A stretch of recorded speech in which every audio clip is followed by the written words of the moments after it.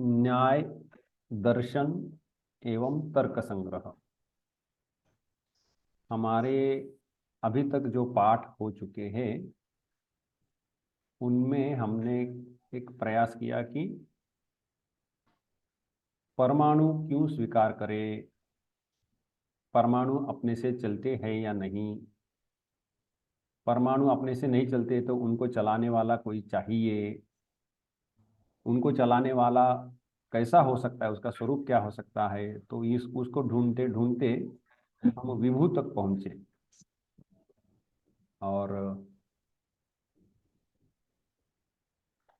तो हमने जो विषय देखा इस प्रकार से कि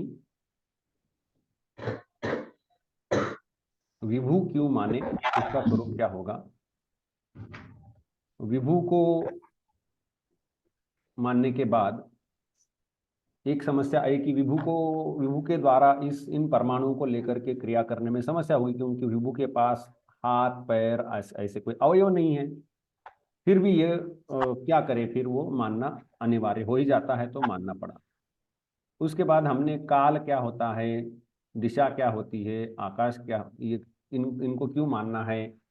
उसके बाद हमने देखा मन को क्यों मानना है ना। और ये बाकी तो चार परमाणुओं के पृथ्वी जल तेज इत्यादि है ही। कल की आलोचना में हमने ये प्रयास किया कि जो चार प्रकार के परमाणु, पृथ्वी जल तेज वायु, इनके जो क्या कहे उसको, तर्क संग्रह ग्रंथ के अंदर जो पंक्तियां लिखी है वह किस प्रकार से गई है ना, उसकी हमने आलोचना की थी कि गंधवती पृथ्वी, सा द्विविधा, नित्या अनित्या, इस प्रकार से जो गया है उसको हमने देखा था। हाँ, तो हमारा विषय जो है इस प्रकार से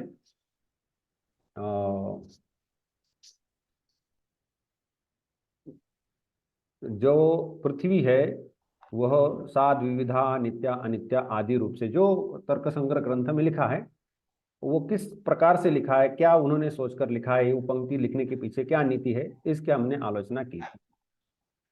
और उसलिए हमने तर्क संग्रह मूल ग्रंथ में जो पंक्तियां हैं उसको भी देखा था कि मैं उसको थोड़ा सा खोल के रखता हूँ ताकि हमारे सामने आ जाए।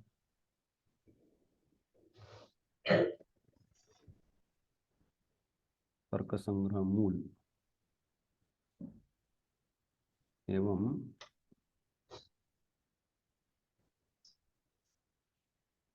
न्याय पाठ, यह भी एक है और यह भी एक है। मैं जरा स्क्रीन शेयर कर लेता हूँ।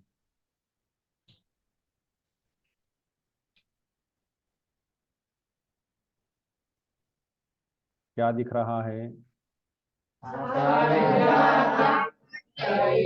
वाह वाह वाह। सा विद्या या विमुक्तये, वही विद्या है जो मुक्ति के काम में आती है।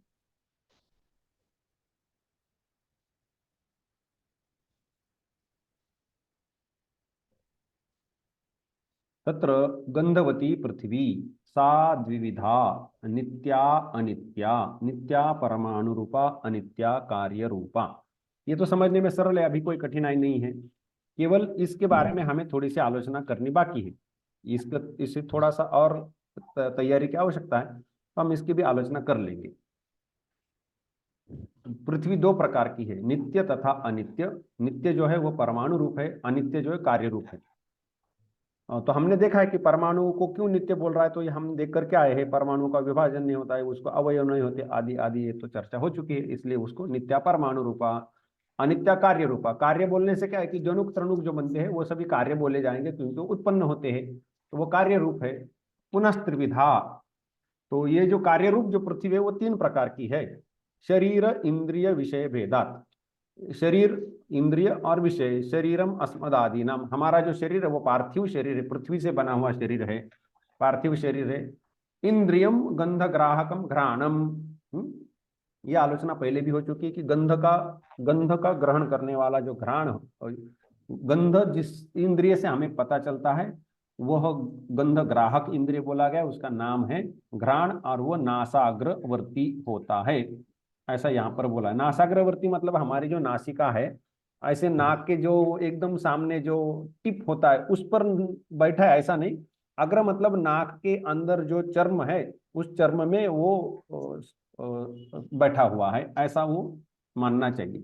सामान्यतया इंद्रिय समझते समय यह एक पक्का ध्यान में रखना आवश्यक है कि हमारे शरीर में स्थूल रूप से, जैसे नाक को हम हाथ लगाते हैं, कान को हाथ लगाते हैं, आंख को हाथ लगाते हैं, चमड़ी को हाथ लगाते हैं, जिह्वा को हाथ लगाते हैं, तो हमारे जो सामान्यतः इंद्रिय कहने से हम इनको हाथ लगाकर देखते कि हाँ ये है करके, लेकिन इसको इंद्रिय नहीं कहते हैं, ध्यान रहे। हम जिसको हाथ लगाते हैं नाक, ये अभी, उसको इंद्रिय नहीं कहते, इंद्रिय इसके अंदर है। इसको इसको नासा कहा गया है, और इस नासा के अंदर घ्राणेन्द्रिय है। तो नासा एवं घ्राण दो अलग है। जैसे हम किसी आसन पर बैठते हैं, मैं आसन पर बैठा हूं, तुम लोग आसन पर बैठे हो, तो तुम अलग हो, आसन अलग है, वैसे ये जो नासिका जो है वह अलग है, और उसके अंदर जो इंद्रिय घ्राण वह अलग है। बिल्कुल इसी प्रकार से हम जीभ को पकड़ सकते हैं, ये वाली मेरी जीभ है, लेकिन जिह्वा जो है वह इंद्रिय नहीं, जिह्वा के अंदर रसने इंद्रिय अलग से बैठा है। इसी प्रकार से जब हम आंखों को हाथ लगा कर ये मेरी आंख है करके, लेकिन ये आंख जो है वह इंद्रिय नहीं है, इंद्रिय इसके अंदर है। कृष्ण ताराग्रवर्ती बोला है, उसका नाम है चक्षु। हम जिस कान को हाथ लगाकर दिखा ये मेरा कान है ऐसा ऐसा, तो ये कान है, ठीक है, उसको कोई बात नहीं। लेकिन जब हम श्रवणेन्द्रिय कहते हैं, सुनने का इंद्रिय श्रवण इंद्रिय, तो श्रवण इंद्रिय जो है वह कान में है, न कि कान श्रवण इंद्रिय है। ये थोड़ा सा ध्यान में रखना चाहिए। बिल्कुल इसी प्रकार से जो चमड़ी है, त्वक है, तो त्वक इंद्रिय नहीं है। त्वक के अंदर जो ये स्पर्शेंद्रिय है, ये चमड़ी के अंदर, हाँ, त्वक मतलब त्वचा, जो हम सामान्यतः कहते हैं, ये त्वक मतलब त्वचा जो है, चमड़ी जो है, चर्म, इसको त्वक ना कह करके चर्म कहे, तो चर्म जो है वह इंद्रिय नहीं है, उसके अंदर त्वग इंद्रिय बैठा हुआ है। ये यहाँ पर ध्यान रखना चाहिए, इंद्रियों के बारे में यह यहाँ पर पक्ष है। जैसे किसी व्यक्ति के जो घ्राण है या जिह्वा है, वैद्यकीय दृष्टि से सब ठीक ठाक है, उसमें कोई कमियां नहीं, नाक का आकार, चमड़ा, सब कुछ अपने स्थान पर है, जिह्वा का सब कुछ अपने अपने स्थान पर है। तथापि जैसे कोरोना के समय होता था, कुछ कुछ लोगों को है ना, जो घ्राण, उन्होंने जो गंध लेना है वो आता ही नहीं था, और जिह्वा सब ठीक ठाक है वैसे वो चिकित्सा की दृष्टि से, लेकिन उसको उनको जो रस है वो पता नहीं चलता था। तो इससे क्या हुआ था कि जो अंदर जो इंद्रिय है वह विकल हो चुका था, और इसीलिए ये नाक जिह्वा सब अपने अपने स्थान पर होते हुए भी, ठीक ठाक होते हुए भी, इंद्रियों की समस्या हो जाने से वह उनको गंध लेना या रस आस्वादन करना ये संभव नहीं हो रहा था। तो इस प्रकार से इंद्रिय और उसका आश्रय जो है ये दोनों अलग है। यहाँ ये मुख्य विषय ध्यान में रखना चाहिए। तो ये इंद्रियम गंध ग्राहकम घ्राणम तच्च नासाग्रवर्ती, अग्रवर्ती से एकदम नाक के सामने ऊपर रखा हुआ ऐसा नहीं समझना चाहिए। विषय यहाँ मृत पाषाणादि, जो मृतिका, मृत अर्थात मृद शब्द है, जो मट्टी है, और पाषाण आदि, तो यहाँ पर मृत पाषाण आदि ही ऐसा लिखा है। आदि ही, क्यों आदि ही लिखा है? क्योंकि यहाँ पर जो शब्द है विषय ऐसा, वो पुल्लिंग है, इसलिए यह भी पुल्लिंग में चला गया, मृत पाषाण आदि ही। लेकिन यहाँ पर नासाग्रवर्ती, नासाग्रवर्ती क्या है? नासाग्रवर्तीन मूल शब्द है, और वो वर्तीन का नपुंसक लिंग में जब चलता है तो नासाग्रवर्ती, नासाग्रवर्तिनी, नासाग्रवर्तीनी ऐसे रूप होते, तो नपुंसक लिंगी प्रथमा एक वचन में नासाग्रवर्ती ऐसा होता है। क्यों नपुंसक लिंगी? पहले भी शायद बताया था, यहाँ पर इंद्रियम है, इंद्रियम नासाग्रवर्ती, इसलिए वो ह्रस्व इकारांत है। यदि यहाँ पर कोई पुल्लिंग शब्द होता तो नासाग्रवर्ती ऐसा गुणी जैसा दीर्घ हो जाता, लेकिन वो नहीं हुआ है। तो ये इस प्रकार से शीत स्पर्शवत्य आपः, पहले भी बताया जा चुका है कि शीत स्पर्शवत्य आपः में ये जो अप शब्द है अपशब्द नहीं है, अपशब्द व्यवहार करते हैं, वो अपशब्द नहीं, अपशब्द। तो वह एक तो स्त्रीलिंगी है एवं नित्य बहुवचनांत होता है। ठीक है, इस कारण उसके रूप कैसे होते हैं? आप प्रथमा का रूप होगा आपहा, द्वितीय का रूप होगा अपहा, फिर अद्भिः, अद्भिः, अद्भ्यः, अद्भ्यः,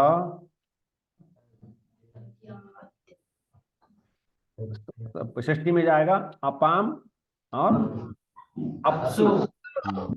अपसु, ऐसे रूप होंगे।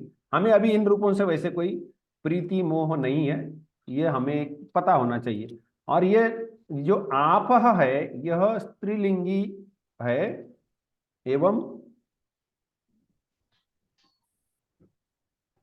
बहुवचन में है, इसीलिए इसका जो विशेषण आएगा, तो आपह का विशेषण यदि तत्सर्वनाम का रूप देना है, सा ते ताहा ऐसा देना पड़ेगा, सा ते ताहा, ताहा आपह। तो इसलिए यहां पर जो हमें दिखाई देता है कि ताश्च ताहाच, तो ताहाच क्यों ताहाच आया हुआ है? इसलिए कि इधर आपह शब्द बैठा हुआ है, इसलिए ताहा। तो फिर ताहा द्विविधाः नित्याः अनित्याः च ऐसा करके चलना पड़ेगा। अनित्याः च इति, नित्याः पर यहाँ पर देखो, यहाँ प आने के कारण विसर्ग हटाने तो हमें पता चलता है कि नित्याः यहाँ पर है, तो यहाँ पर भी नित्याः अभिप्रेता संधि के नियम से वो हट गया है। नित्याः आपः परमाणु रूपाः, अनित्याः आपः कार्य रूपाः, ये यहाँ से ऐसा ये ध्यान में रखना चाहिए। तो ये जो है आप इसके बारे में इसकी अभी आवश्यकता नहीं है। तो ताहा फिर से आ गया है, ताहा पुनस्त्रिविधाः शरीरेन्द्रिय विषय भेदात्, शरीर इंद्रिय और विषय इस प्रकार से यह तीन प्रकार की है। ये जो आप अर्थ जल है तीन प्रकार का है, शरीरम वरुणलोके, इंद्रियम रसग्राहकम, रसनम जिह्वाग्रवर्ती। तो इंद्रिय कौन सा है? तो वो रस का ग्रहण करता है, अर्थात रस ग्रहण करने का साधन है, उसका नाम रसन है। और वो कहाँ पर होता है? तो जिह्वा के अग्रभाग में होता है। जिह्वा के अग्रभाग में मतलब सामान्यतः हमारे जो जिह्वा होती है उनके दो ये जो किनारे किनारे है उसमें विशेष रूप से होता है। यदि आप लोग जिह्वा के मध्य भाग में कुछ चीनी विनी ऐसा कुछ शर्करा ऐसा स्वादु पदार्थ रख दे तो वो ठीक से पता नहीं चलता है कि वो किस स्वाद का है। करके देखना कभी तो पता चलेगा। हाँ, वो कोने कोने में नहीं जाना, जैसे कोने में जाएगा तो स्वाद पता चल जाएगा, लेकिन यहाँ पर रखते हैं तो पता चलना कठिन है, क्योंकि इंद्रिय जो है जिह्वा के जिह्वाग्रवर्ती मतलब जिह्वा के इस कोनों कोनों में कहीं ना कहीं बैठा हुआ है। रसनम, रस रस का ग्रहण करता है। विषय जो है सरित समुद्रादि, सरित समुद्रादि, सरित मतलब नदी और समुद्र। तो यहाँ सरित शब्द से सामान्यतः हमारी जो धारणा होती है सरित शब्द से यमुना नदी कहने से यमुना नदी का पात्र नहीं जी। जैसे जल कहने से राजा राम को बोला कि जल ले आओ, तो क्या गिलास जल है या उसके अंदर वाला द्रव जल है? अंदर वाला जल द्रव है। तो वैसे नदी उस पात्र को कहते हैं, उसमें बहने वाले जल को कहते हैं? बहने वाले जल को कहते हैं, नदी के उस पात्र को नदी नहीं कहते, ध्यान रहे। जैसे कि ये गंगा नदी यमुना नदी, ये तो कई ऐसा होता है कि बाढ़ के समय कभी कभी क्या होता है कि दिशा बदल देती है, तो उसने दिशा बदल दी कि पुराना पात्र वैसे के वैसे पड़ा रहा, नई दिशा से बहना शुरू कर दिया। अरे ये देखो गंगा नदी यहाँ थी, अब वहां से वहां चली गई, लेकिन पात्र तो वही पुराना वाला। मान लो कि हजारों वर्ष से एक पात्र बना हुआ था जहां से गंगा नदी बह रही थी, और किसी कारणवश वो उसने दिशा बदल ली, अब दूरी से चलने लगी, तो लोग क्या कहेंगे? ये गंगा नदी थी, पात्र तो है अभी भी, लेकिन वो गंगा नदी थी, अब गंगा नदी वहां चली गई है। तो गंगा नदी चली गई मतलब क्या पात्र चला गया क्या? नहीं, पात्र नहीं चला गया, तो जल चला गया। तो नदी कहने से पात्र नहीं, नदी कहने से जल, ये ध्यान में रहे। इसलिए यहाँ पर सरित, सरित शब्द का अर्थ है नदी, और नदी कहने से हमें वह जो उस पात्र में बहने वाला जो जल है वहां से चलने वाला, वहां से जाने वाला, वो जल अभिप्रेत होता है। नहीं तो ये जल जल का विषय नदी बोलने से यदि पात्र ले लेते तो वो मिट्टी का बना हुआ है ना। पात्र यदि हम नदी कहने से पात्र ले लेते तो वो तो मिट्टी का बना हुआ है, तो वो तो पृथ्वी हो जाएगा। तो इसलिए यहाँ पर सरित कहने से वो बहता हुआ जल लेना चाहिए, ये ध्यान में रहे। और इसलिए समुद्र, समुद्र कहने से क्या वो जिसमें जल रखा है वो वाला समुद्र है? नहीं, जल रखा है वो समुद्र नहीं है, उसमें रखा हुआ जल समुद्र है, ध्यान रहे। हाँ, समुद्र जल को कहते हैं। समुद्र की पूजा मतलब क्या, उस पात्र की पूजा करते हैं, उस जल की पूजा करते हैं लोग? जल की। समुद्र में नहाया मतलब उस पात्र में नहाया कि उस जल में नहाया? नहीं, जल नहीं रहा लेकिन पात्र तो नहा के चला आया, ऐसा कोई करेगा क्या? हाँ, जैसे कि बाल्टी में पानी है ही नहीं लेकिन नहा तो ले लिया, ऐसा होगा क्या? नदी में पानी नहीं लेकिन नहा के चले आए, होगा क्या? नहीं होगा। तो कहने का तात्पर्य है कि हम नदी, गंगा, यमुना, सरित, समुद्र, तालाब, कुआ आदि जब कहते हैं तो हमें उससे क्या अभिप्रेत होता है? उस विशिष्ट आकार के अंदर जो जल है, स्थिर हो या बहना वाला, बहता हुआ, वो जल अभिप्रेत होता है। यह ध्यान में रखना चाहिए। तो इसलिए सरित, समुद्र आदि, यह जल यहाँ पर यह विषय है। उष्ण स्पर्शवत तेज, हम इन लक्षणों को एक साथ बाद में देखने वाले हैं, तो अभी केवल इन प्रकारों को पार कर लेते। तच्च द्विविधम, तेज दो प्रकार का है, नित्यम अनित्यम च। नित्यम ऐसा क्यों लिखा है कि तेजस शब्द जो है वो नपुंसकलिंगी शब्द होता है, इसलिए वो नित्यम अनित्यम लिखा है। नित्यम परमाणु रूपम, अनित्यम कार्य रूपम, पुनः त्रिविधम शरीरेन्द्रिय विषय भेदात शरीरम आदित्य लोके। शरीर जो है वह आदित्य लोक में। इसमें बताने का कुछ भी नहीं है, तो समझ में आता है, पहले से तैयारी करके आए, इसलिए इसमें कोई विश्लेषण की आवश्यकता नहीं है। बताओ, या इसमें भी कुछ बोलना है? नहीं, नहीं, ये तो समझ में आता है। शरीरम आदित्य लोके। अब ये आपने अचानक से आकर के बोल दिया शरीरम आदित्य लोके, कहीं पर तो ये क्या युक्ति इसके पीछे? तो यहाँ पर तो कुछ युक्ति दी नहीं है। तो ये न्याय ने वो श्रुति के प्रामाण्य से इत्यादि से उठा करके ये बोला है, इसलिए इसके बारे में यहाँ पर कोई युक्ति से समर्थन नहीं किया गया है। शरीरम आदित्य लोके प्रसिद्धम, और प्रसिद्ध भी बोल दिया ऊपर से। इंद्रियम रूप ग्राहकम चक्षुः। इंद्रिय कौन सा है? जो रूप का ग्रहण करने में साधन है वह। ग्राहक शब्द का अर्थ ग्रहण करने वाला ऐसा नहीं, तो ग्रहण करने में मदद करने वाला साधन रूप जो है वह, ऐसा समझना चाहिए। तो इंद्रियम रूप ग्राहकम, रूप को ग्रहण करने का साधन, उसका नाम है चक्षु। चक्षुष शब्द है। हाँ, ये जो मूल में जो शब्द है वह चक्षुष है। चक्षु, चक्षुषी, चक्षुषी, ऐसे उसके रूप होते हैं। और ये नपुंसकलिंगी शब्द है चक्षु। कृष्ण ताराग्रवर्ती, हमारे आंखों में ये जो हम हाथ लगाकर देखते, उसमें जो काला सा जो गोला है वो उसको कहते हैं कृष्ण तारा। हाँ? और उसके अग्रभाग में, उसमें उसमें अग्रभाग में कहीं ना कहीं ये इंद्रिय रहता है, ये कृष्ण ताराग्रवर्ती बोले। और विषय क्या है? विषय चतुर्विध, चार प्रकार का है। चार प्रकार का क्या क्या विषय है जी? भौम, दिव्य, औदर्य, आकरज। भौम लिखा भी है यहाँ पर, भौम, भौम विषय। भौम विषय मतलब भूमि पर जो है वह, भौम पर जो तेज होता है वो कौन सा है? तो वह है वन्यादिकम। ये जो जलती हुई आग होती है वो सब जो है वह वन्नी, या फिर वो एक कीड़ा होता है जो रात को ऐसे प्रकाश देता है, वो जो है वो सब भूमि पर होने वाले हैं। तो इसलिए भूमि पर होने वाले जो है ये तेज है, यह है वन्नी, अग्नि आदि, आग। दूसरा है, ये हुआ भौम। दूसरा है दिव्यम। दिव्यम मतलब दिवि भवम दिव्यम। दिवि मतलब आकाश में जो होता है, हाँ, अंतरिक्ष में जो होता है, दिवि भवम दिव्यम। तो जो दिवि भवम दिव्यम जो है वह कौन सा है?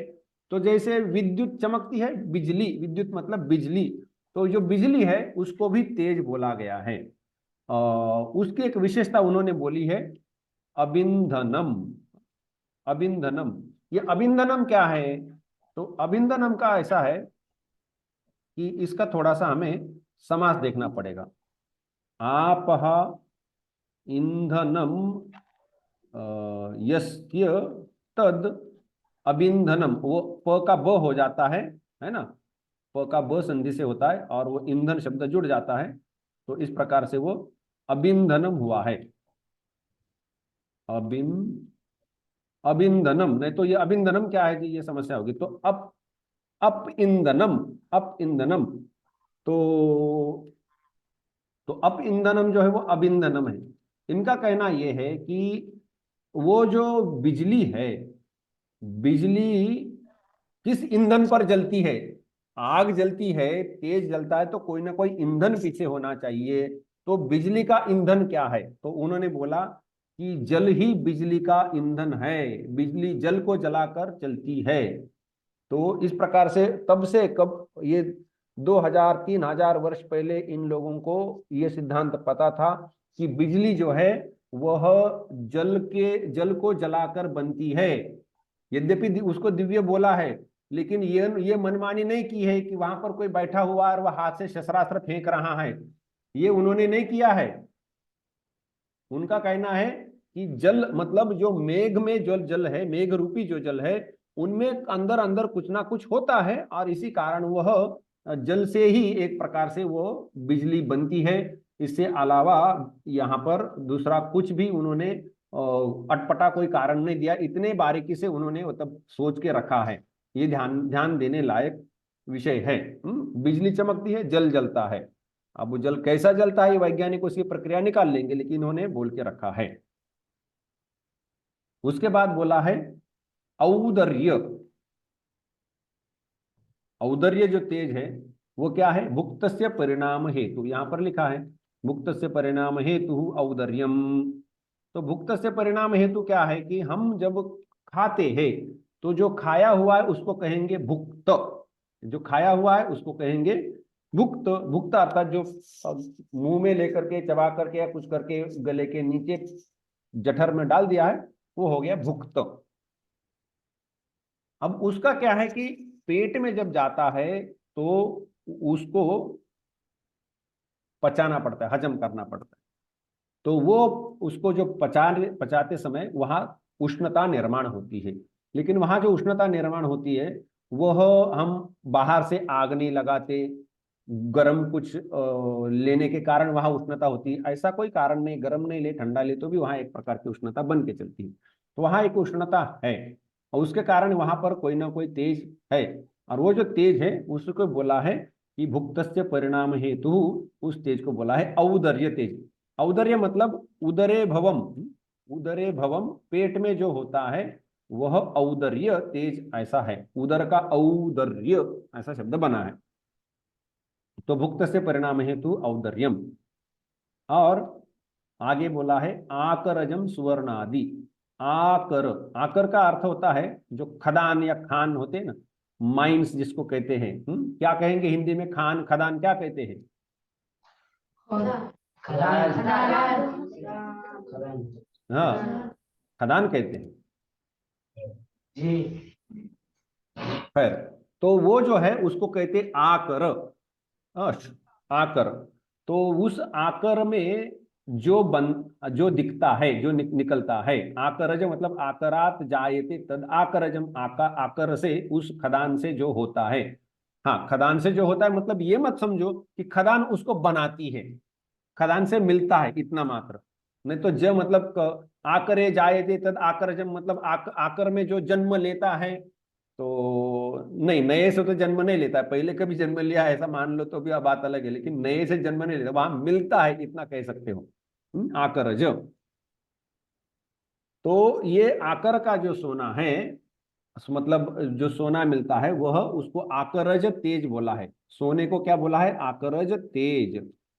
तो सोने को तेज बोला, ध्यान ध्यान रहे ना, वो हमारे यहाँ पर ये जो 6 प्रकार के जो लौह माने गए हैं, तो ये सुवर्ण आदि कहने से वो 6 प्रकार के जो लौह है उनको यहाँ पर आकरज तेज बोला गया है।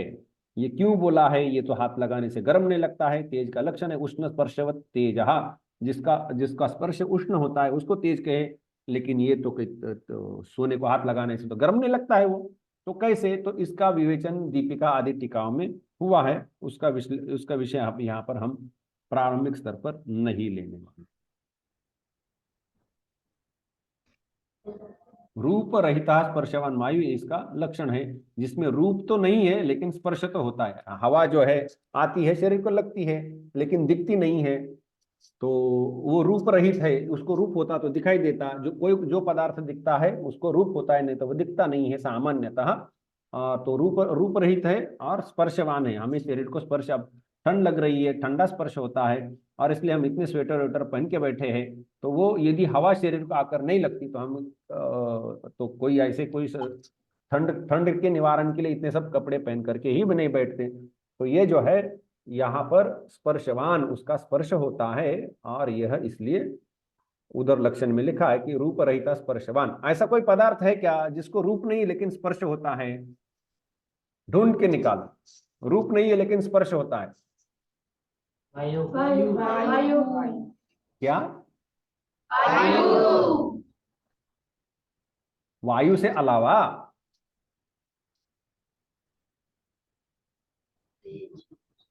मिलेगा? यदि मिलेगा तो इसका अर्थ होगा कि ये लक्षण में दोष है, ये ठीक नहीं है। लक्षितस्य लक्षणम संभवति नवा। जो लक्षित है, जो लक्ष्य है आपका, जो विषय समझाना है, उसका जो लक्षण बोला है वो ठीक ठाक है कि नहीं, इसको परीक्षा बोला गया है। लक्षितस्य लक्षणम संभवति नवा इति परीक्षा। तो हम थोड़ी सी परीक्षा करके देख रहे हैं कि ये तुम लोगों के यदि कुछ पता चले कि ये वाला जो है, यह पदार्थ, उसमें तो रूप तो नहीं लेकिन स्पर्श तो होता है, तो वायु छोड़कर अलावा कुछ है तो बताओ। सद्विविध नित्य अनित्यश्च। वो नित्य और अनित्य ऐसे प्रकार से दो प्रकार का है। नित्य परमाणु रूप है, अनित्य कार्य रूप है। पुनः त्रिविधा, फिर से तीन प्रकार का। शरीर इंद्रिय विषय भेदात, शरीर विषय और इंद्रिय, इन प्रकारों से वह तीन प्रकार का है। शरीरम वायुलोके इंद्रियम स्पर्श ग्राहकम। इंद्रिय कौन सा है? जो स्पर्श को जानने में सहायक है, वह यहाँ पर इंद्रिय स्पर्श ग्राहक इंद्रिय है, और उसका नाम है त्वक। और यह त्वक जो है वह सर्व शरीरवर्ती। यहाँ पर त्वक शब्द कौन से लिंग में चलता है, और उसको सब सर्व शरीरवर्ती जो बोला है, इसमें क्या बात है, इसको थोड़ा सा देखना आवश्यक है।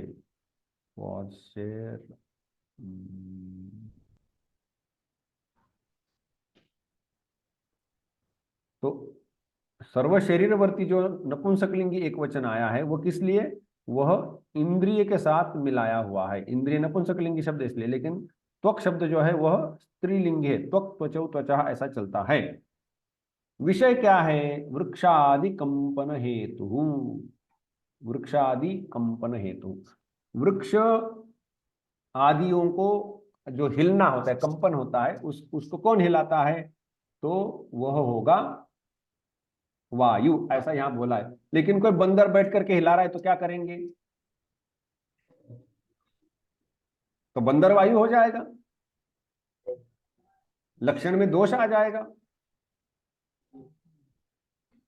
तो यहां साधारण रूप से समझना है, ऐसे तात्पर्य लेना है, न कि ऐसा कुछ उसमें छेड़छाड़ करनी है। वृक्षादि कंपन हेतु, यहां तक वस्तुतः ठीक है, इसको वायु कहते हैं। वायु जो है हमारे शरीर के अंदर भी अंतः संचारी, अंदर चलने वाला, हमारे शरीर के अंदर भी वायु चलता है। तो हमारे शरीर के अंदर जब वायु चलता है तो उसको प्राण, अपान, व्यान, उदान, समान ऐसा कहते हैं। हाँ, तो उपाधि भेदात, अर्थात प्राण, प्राण, अपान, व्यान, उदान, समान, ऐसे 5 प्रकार का एक शरीर के अंदर वायु होता है। प्राण उपाधि भेदात, उनका यह कहना है कि देखो वायु वायु है, उसको प्राण, अपान इत्यादि कहने का कोई मतलब नहीं है। तथापि शरीर के वो जो नाक से आने जाने वाली जो वायु है, उसको प्राण कहो। जैसे हमारे नाक से वायु आती जाती है, तो कभी कभी यदि अभी वो ठंड के दिन है, शैत्य के दिन है, अभी क्या है कि फ्लावर, गोभी ऐसे खाद्य पदार्थ अधिक होते हैं सब्जी में। उसके कारण क्या है कि पेट में बहुत वायु बनती है ना। तो वो वायु वो कभी कभी निकलने के लिए अपना अपना मार्ग ढूंढ लेती है। तो वो जो हमारे जो नीचे से जो वायु जाती है उसको अपान कहा गया है, अपान वायु। वो वायु ही है, मतलब है तो सभी वायु, लेकिन क्योंकि नाक से निकलने वाली वायु उसको प्राण कहो, नीचे से निकलती है उसको अपान कहो। और व्यान, शरीर के अंदर हम, जैसे कि मैंने पहले भी पता है, लेकिन अब यहाँ पर चूंकि नए सिरे से बताना है, कुछ लोग नए हैं, तो यदि हमें कोई टेबल बाल्टी ऐसा कुछ भारी पदार्थ उठाना है तो हम क्या करते हैं? ऐसा करते हैं। तो मतलब क्या करते हैं हम, हमारा ये जो ऊपर से नाक से चलने वाली वायु है वो उसको रोक लेते हैं। इतना ही नहीं, हम नीचे चलने वाली जो अपान वायु उसको भी रोकने का प्रयास होता है, दोनों ओर से दरवाजे बंद करके लगा करके उठाने का प्रयास करते हैं। और इसलिए कभी कभी ऐसा भी होता है कि बहुत भारी होने से, नहीं उठा पाने से, ऊपर से या नीचे से हवा निकल जाती है। तो इसलिए हिंदी में लोग कहते हैं, क्या हवा निकल गई क्या? ये हवा निकल गई क्या मतलब उससे इतना उसके ऊपर दबाव आया, भार अधिक हुआ कि वो हवा जो पकड़ के रखी थी वो नहीं रख पाया, हवा निकल जाती है। तो वो जो व्यान है, वह व्यान इस प्रकार से काम करता है कि वो प्राण और अपान को रोक करके काम करता है। वजन आदि उठाने के समय हमें काम में लगाया जाता है। उदान जो है, उदान वायु, वह मृत्यु के समय विचलित होता है। जिस व्यक्ति की मृत्यु होनी उसका उदान विचलित होता है, और जीवात्मा को शरीर से लेकर के, जीवात्मा को मतलब जो हमारा सूक्ष्म शरीर है उसको लेकर के वो निकल जाता है। गीता में बोला है इस बारे में कि मनःष्ठानि इंद्रियाणि प्रकृतिस्थानि कर्षति शरीरं यदवाप्नोति यच्चाप्युत्क्रामति ईश्वरः गृहीत्वैतानि संयाति वायुर्गंधानि वाशयाति इत्यादि स्थानों पर यह बोला गया है कि एक जीवात्मा का जो सूक्ष्म शरीर है एक शरीर से दूसरे शरीर कैसे जाता है, इसके बारे में संक्षेप में गीता के 15वें अध्याय में वहां पर उल्लेख आया है। उसको ले जाने का काम जो वायु करता है वो है उदान वायु। और जो समान वायु है वो क्या है कि वह शरीर, हमने खाने के बाद जो भी पदार्थ हमें हजम होते हैं, पच जाते हैं, शरीर के अंदर जिसका रस लिया जाता है, उन रसों को अपने अपने स्थानों पर ले जा करके उनसे जो भी काम कराना है, जो भी पूर्ति करानी, सब कराना है, वो कोई ना कोई कर रहा है। और उसके पीछे एक वायु लगा है, उसका नाम है समाना। जैसे कि एक ही वायु है, अलग अलग काम करता है, तो ये काम जो है उसका, उसको कहा है उपाधि। और उसके काम के कारण उसको ये नाम दिया है, अन्यथा वायु तो वायु है। तो इसलिए उधर जो बोला है कि एकोपी, एक ही वायु है, उपाधि भेदात, उसको जो काम करता है वो काम ही उसकी उपाधि बनी है, और उस काम के कारण उसको ऐसा बोला है। जैसे कोई व्यक्ति है, व्यक्ति तो व्यक्ति है, मनुष्य है, जाकर के पढ़ाता है, ये गुरु जी है। तो गुरु जी क्या, वो मतलब क्या गुरु जी है? अरे भाई व्यक्ति है, मनुष्य ही है। हाँ वो ठीक है, लेकिन गुरु जी, तो गुरु जी क्यों बोल रहे हैं? क्योंकि वो जो काम करते पढ़ाने का, उसी कारण उनको गुरु जी बोला जा रहा है। तो ये उपाधि के कारण आता है। बिल्कुल इसी प्रकार से प्राण जो है, वह नाम भी उस वायु को इसलिए दिया है कि वह इस प्रकार से काम करता है, इस स्थान पर रहता है, नासाग्रवर्ती इत्यादि जो भी कुछ प्रागगमनवान बोला गया है। प्रागगमनवान मतलब सामने की ओर जो जाता है, अवागमनवान जो नीचे की तरफ निकल जाता है, विश्वगमनवान, ऊर्ध्वगमनवान, ऐसे उसके सब बोले गए हैं। तो ये जो प्राण अपान व्यान उदान समान है, ये केवल उनके काम देख करके नाम दिए गए, अन्यथा वो एक ही वायु है। इसलिए यहाँ पर उसका ऐसा उल्लेख करके आगे बढ़ने की भी विशेष आवश्यकता वैसे थी नहीं, लेकिन तर्क संग्रह में पंक्ति है, हमारा देखना काम है, इसलिए हमने इसको देख लिया। प्राणापानादि संज्ञाम लभते।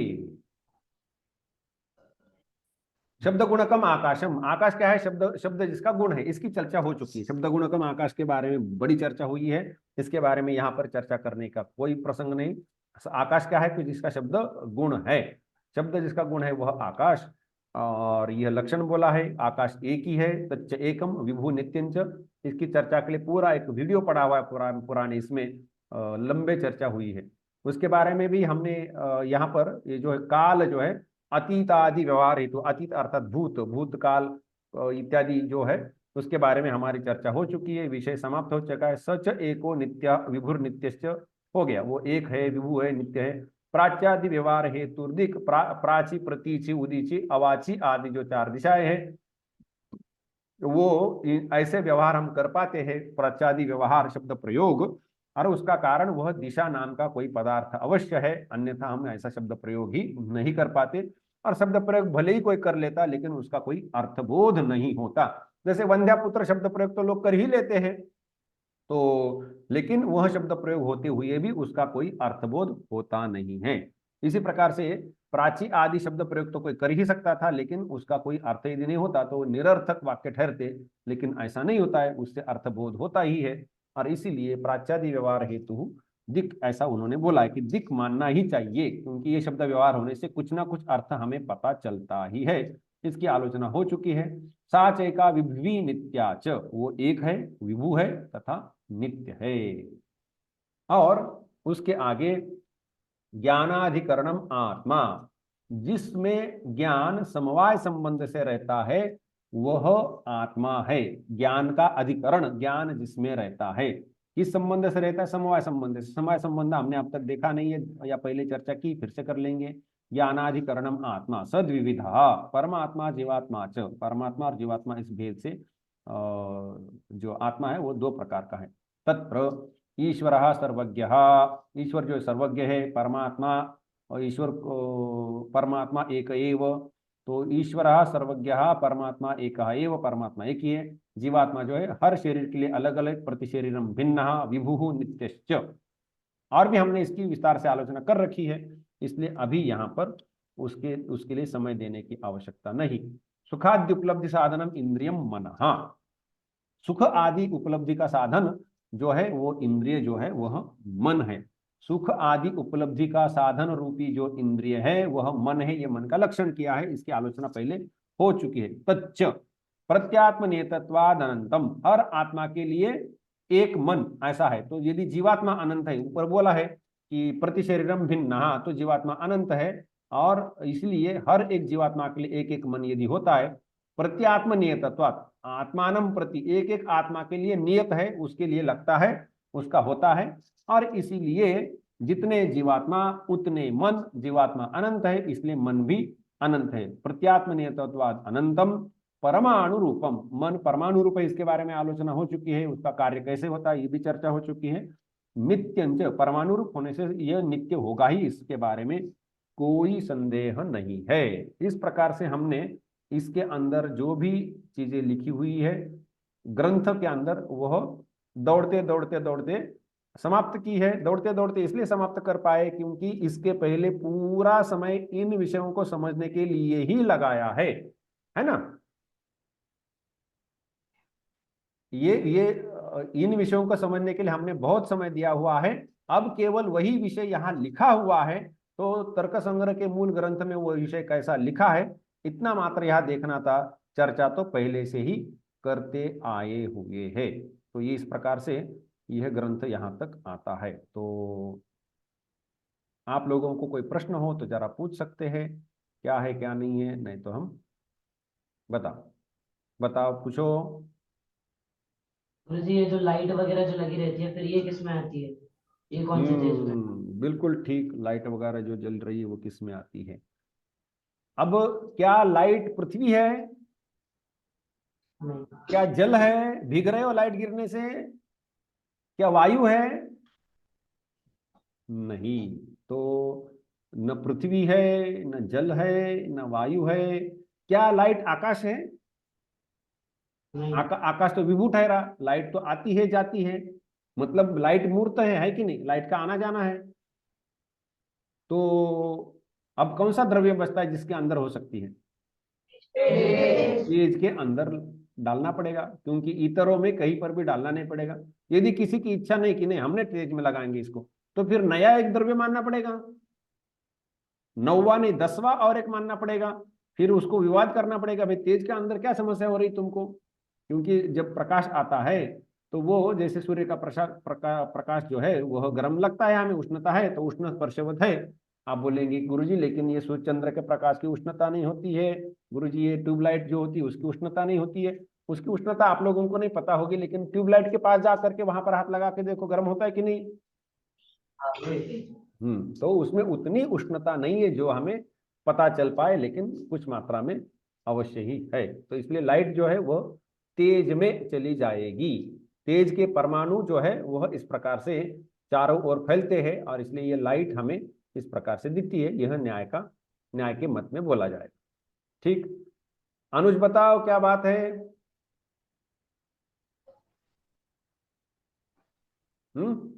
और कोई प्रश्न हो?